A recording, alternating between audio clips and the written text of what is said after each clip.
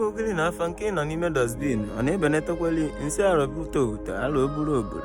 Asị m nsị a na ọ na-ebenetekwa na ọgwa n'ihe akwụkwọ nsọ anyị kwuru ka m na-eme. Asị m kekwa ihe akwụkwọ nsọ unu kwuru nsị a na Jehova si na ọ ebe ikpofu ahịhịa ka ya esibu n'ime ogbenye enu. Asị m kezi mgbe eji ekwu nke a nsị a nọ n'ime akwụkwọ nsọ ka ekwulie.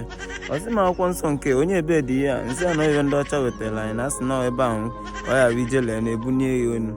Wee sị m oke mụ dịkwa redi m dị nkwadobe na mma nọju awụda place nsị ya ka otu ọzọ. Ọsị m mma nọ ndị a na-eche ka Jehova bịa bunie m enu na ọgwụgwọ m ji egolu ndị ichie ọjị nje chọọ ihe mma alụ nsị arụ obute na akwa ịmara m emegodo awa na ọwa ọkụla. Ọsị m mechie ọnụ na ikwu ọnụ nwatakịrị onye gwa anyị na ọ nọrọ awa ọkụ ije chọọ ebe ihe alụ nsị onwelọ na nsogbu adịlọ ka m nọchala ebe a for today.